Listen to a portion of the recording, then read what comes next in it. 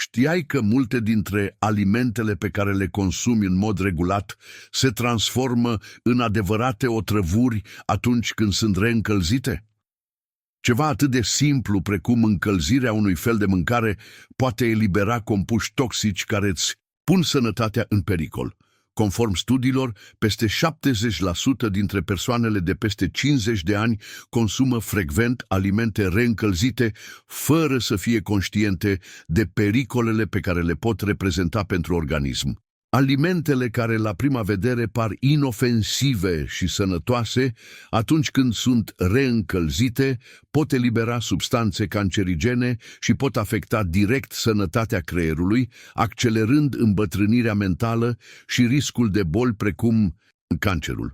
Când reîncălzim anumite alimente, cum ar fi legumele, carnea sau ouăle, acestea trec printr-o transformare chimică ce le poate face periculoase pentru organism. Și mai grav este că această transformare este invizibilă și de multe ori imperceptibilă la gust. Cuptorul cu microunde, folosit frecvent pentru comoditate în viața de zi cu zi, poate fi unul dintre cei mai mari inamici tăcuți, deoarece tinde să modifice structura chimică a alimentelor într-un mod care trece neobservat, dar care poate avea consecințe grave, în special pentru sănătatea creierului și sistemului digestiv. În acest material vom dezvălui 5 alimente obișnuite pe care probabil le consumi regulat și vom explica de ce, atunci când sunt reîncălzite, devin adevărați inamici ai sănătății tale. Mai grav este că aceste alimente, deși par inofensive, atunci când sunt reîncălzite, necorespunzător, pot elibera compuși care distrug celulele nervoase, afectează digestia și chiar cresc riscul de boli grave. Vom explora fiecare dintre ele, vom înțelege ce se întâmplă cu adevărat atunci când sunt reîncălzite și cum poți evita aceste pericole în viața de zi cu zi. Spanacul, una dintre cele mai nutritive opțiuni pe care le poți adăuga în dietă, devine mult mai periculos atunci când este reîncălzit. Când este consumat proaspăt, spanacul este plin de nitrați naturali, benefici pentru circulația sângelui și pentru reglarea tensiunii arteriale. Totuși, problema începe atunci când spanacul este reîncălzit, mai ales la temperaturi ridicate, cum ar fi în cuptorul cu microunde sau pe aragaz. În timpul procesului de reîncălzire, acești nitrați benefici se transformă în nitriți, care în anumite condiții se convertesc în nitrosamine, compuși extrem de cancerigeni. Institutul Național al Cancerului clasifică nitrosaminele drept una dintre principalele cauze ale cancerului de stomac, ficat și colon. Acești compuși încep să atace celulele organismului în mod silențios, afectând ADN-ul celular și creând un efect cumulativ care, în timp, poate duce la tumori maligne.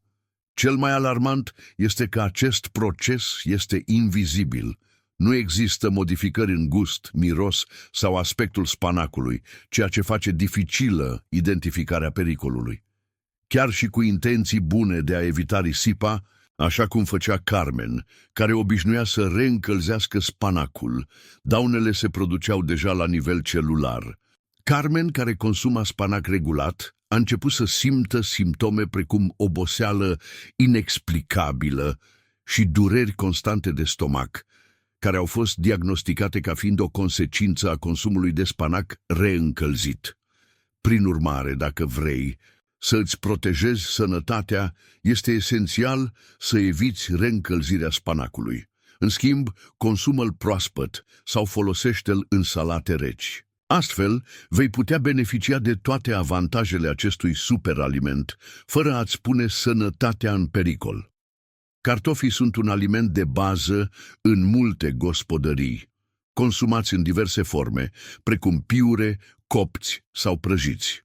Totuși, atunci când sunt reîncălziți, devin unul dintre cele mai periculoase alimente din bucătăria ta. Când cartofii sunt gătiți și apoi răciți, amidonul lor trece printr-un proces numit retrogradare, care creează condiții ideale pentru dezvoltarea bacteriei Clostridium botulinum, una dintre cele mai potente neurotoxine cunoscute.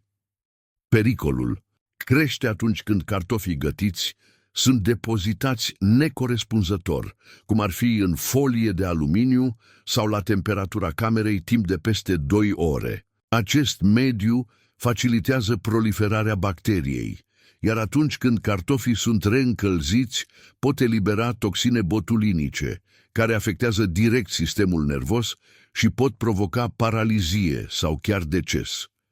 Un exemplu alarmant este cazul lui Miguel, un bărbat de 59 de ani, care după ce a consumat cartofi reîncălziți a fost diagnosticat cu o intoxicație gravă cu botulism, având nevoie de tratament intensiv pentru a se recupera.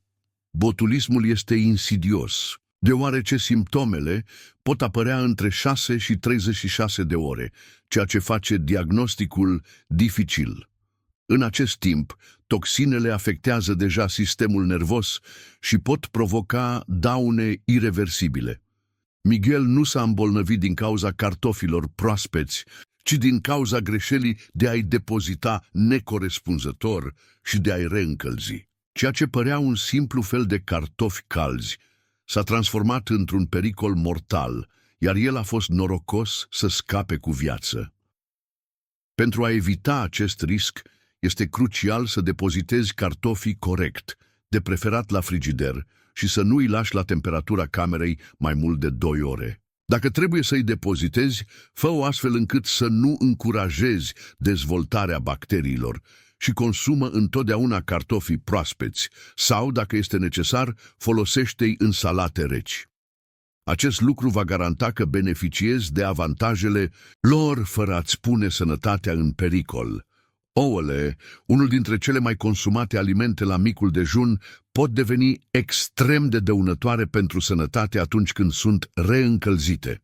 Practica de a găti ouă în cantități mari și apoi de a reîncălzi resturile în cuptorul cu microunde sau pe aragaz, considerată de mulți o soluție practică și sănătoasă, poate fi de fapt o greșeală fatală pentru creier și sistemul nervos. Problema constă în denaturarea proteinelor ouălor atunci când sunt reîncălzite, proces care eliberează compuși toxici, precum hidrogenul sulfurat.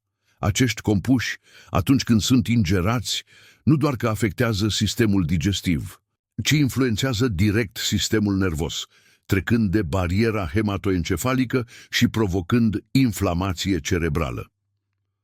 Inflamația cronică a creierului este unul dintre factorii principali în dezvoltarea bolilor neurodegenerative, precum Alzheimer și alte forme de demență. Colesterolul oxidat eliberat în timpul procesului de reîncălzire poate de asemenea afecta arterele, accelerând îmbătrânirea celulelor cerebrale. O poveste impresionantă este cea a Rosei, o profesoară pensionară care după ani de obișnuință de a reîncălzi ouă fierte, a început să sufere de pierderi de memorie, confuzie mentală și ceea ce părea a fi o ceață mentală. Fără să știe că reîncălzirea ouălor contribuia la declinul său cognitiv, ea consuma ouă zilnic ca parte a unei diete sănătoase.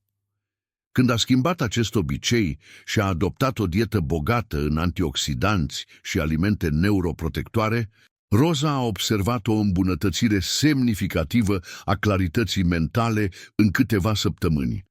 Acest exemplu subliniază pericolul consumului repetat de ouă reîncălzite, o greșeală care poate fi subtilă, dar devastatoare pentru sănătatea mentală. Pentru a-ți proteja creierul, cea mai bună practică este să eviți reîncălzirea ouălor și să le consumi imediat după preparare, asigurându-te că beneficiezi de toți nutrienții lor fără riscul de daune cerebrale. Puiul, considerat o sursă de proteine slabe și sănătoase, poate deveni un adevărat inamic al sănătății atunci când este reîncălzit. Când puiul este gătit și apoi răcit, proteinele sale trec printr-o restructurare moleculară, transformându-se în compuși greu de digerat pentru sistemul digestiv. Problema începe atunci când acești compuși alterați, numiți produși, final de glicare avansată, AGEs, sunt consumați repetat după reîncălzire, Acești compuși provoacă o reacție inflamatorie semnificativă în organism, ceea ce duce la inflamație cronică, afectând articulațiile, sistemul digestiv și chiar accelerând îmbătrânirea celulară. În cazul lui Carlos, un executiv de 55 de ani, obiceiul său de a pregăti cantități mari de pui pentru săptămână și de a le reîncălzi zilnic îi afecta sistemul imunitar și contribuia la o oboseală extremă.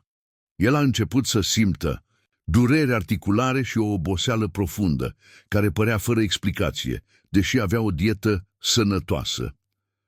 Cercetările medicale arată că inflamația cronică cauzată de ages este un factor comun în dezvoltarea mai multor boli, inclusiv diabet, boli cardiovasculare, cancer și chiar demență. În cazul lui Carlos, reîncălzirea constantă a puiului accelera îmbătrânirea corpului său și îi slăbea apărarea naturală.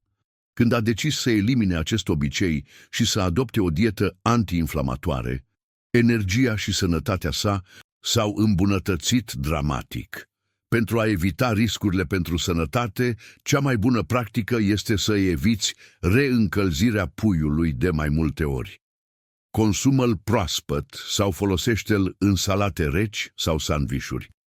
Prin această schimbare simplă, îți protejezi corpul de inflamație și de bolile asociate consumului de alimente reîncălzite. Ciupercile sunt adesea considerate un superaliment, pline de antioxidanți și nutrienți esențiali pentru organism, precum vitamina D, seleniul și fibrele. Totuși, atunci când sunt gătite și reîncălzite, ciupercile devin una dintre cele mai periculoase opțiuni din bucătăria ta. Acest lucru se datorează oxidării proteinelor din ciuperci, care atunci când sunt reîncălzite se descompun în compuși extrem de toxici pentru sistemul digestiv.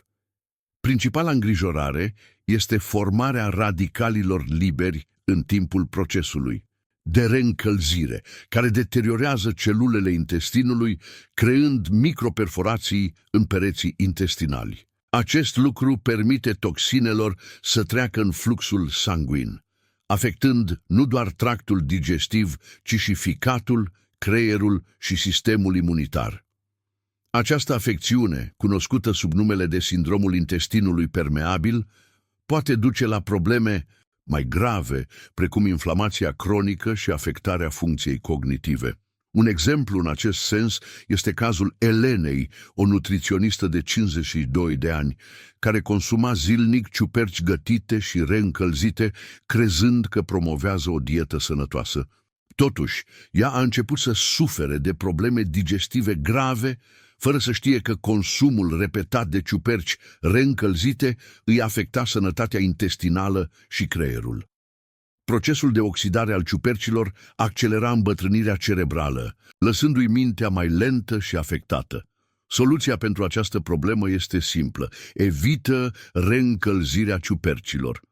Preferă să le consumi proaspete sau, dacă trebuie să păstrezi resturile, consumă-le în aceeași zi și întotdeauna la temperaturi controlate. Adoptând aceste măsuri, vei putea beneficia de avantajele ciupercilor fără riscurile pentru sănătate care pot apărea din reîncălzirea necorespunzătoare. Acum că știi cum anumite alimente pot deveni dăunătoare pentru sănătate atunci când sunt reîncălzite, este esențial să înțelegi cum să eviți aceste pericole și să te asiguri că dieta ta este sigură și benefică pentru organism. Primul pas este să eviți reîncălzirea alimentelor de mai multe ori. Ori de câte ori este posibil, prepară porții mai mici pentru a nu avea resturi sau congelează imediat resturile după preparare pentru a menține calitatea nutrițională. Când reîncălzirea este inevitabilă, asigură-te că depozitezi alimentele corect în recipiente hermetice și că le refrigerezi în maxim 2 ore de la preparare, evitând să le lași la temperatura camerei pentru mai mult timp.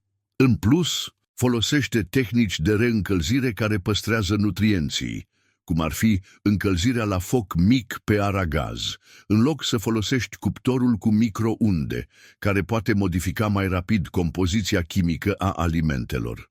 Când reîncălzești feluri precum spanac, cartofi sau ciuperci, este important să te asiguri că nu depășesc temperatura de 70 Celsius și că procesul nu se repetă de mai multe ori.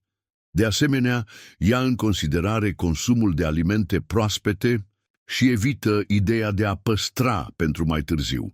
Prospețimea garantează că beneficiezi de toți nutrienții și previne formarea compușilor toxici care pot compromite sănătatea. Pe lângă aceste măsuri, o practică importantă este să te informezi despre alimentația sănătoasă și proprietățile alimentelor, pentru a ști cum să le prepari în cel mai bun mod. Este fundamental să înțelegi că simplul act de a nu reîncălzi anumite alimente poate preveni riscul de boli grave și poate îmbunătăți calitatea vieții, mai ales pe măsură ce îmbătrânești. Alegerea informată și adaptarea obiceiurilor alimentare pentru a-ți proteja sănătatea pot fi unul dintre cei mai eficienți pași pentru a-ți menține corpul și mintea sănătoase. Acum că înțelegi riscurile alimentelor reîncălzite, este crucial să adopți strategii simple pentru a-ți proteja sănătatea pe termen lung. Prima recomandare este să eviți risipa de alimente prin planificarea mai eficientă a meselor, prepararea porțiilor potrivite pentru consumul imediat sau depozitarea corectă a alimentelor proaspete pentru a fi consumate în curând este o practică esențială. La gătit, folosește ingrediente proaspete și încearcă să consumi cât mai multe alimente neprocesate posibil, asigurându-te că organismul tău primește ce e mai bun din nutriție, fără riscurile alimentelor care își pierd proprietățile în timpul reîncălzirii. De asemenea, include în dietă alimente bogate în antioxidanți, fibre și grăsimi sănătoase care ajută la protejarea organismului împotriva efectelor radicalilor liberi și a inflamației cronice. Consumul de fructe proaspete, legume, nuci și cereale integrale este o modalitate excelentă de a menține sănătatea și de a preveni îmbătrânirea prematură a celulelor. Ori de câte ori este posibil, înlocuiește metodele de gătit la temperaturi ridicate cu tehnici care păstrează mai bine nutrienții, cum ar fi gătitul la abur, coacerea sau sotarea ușoară. O altă recomandare esențială este să nu reîncălzești alimentele de mai multe ori. Consumă-le imediat după preparare sau depozitează porțiile în recipiente mici pentru a facilita consumul fără a fi nevoie de reîncălzire repetată. În cele din urmă, adoptă obiceiuri alimentare conștiente și informându-te despre alimentele pe care le consumi, fă alegeri care să contribuie la păstrarea sănătății mentale și fizice, prevenind boli precum cancerul, bolile cardiovasculare și afecțiunile neurodegenerative. Aceste recomandări sunt simple, dar au potențialul de a schimba dramatic sănătatea ta, ajutând la protejarea creierului, articulațiilor și sistemului digestiv în mod eficient. Evitarea alimentelor care devin dăunătoare atunci când sunt reîncălzite și adoptarea unei diete proaspete și echilibrate reprezintă o modalitate puternică de a avea grijă de corpul tău și de a îmbătrâni cu o calitate mai bună a vieții.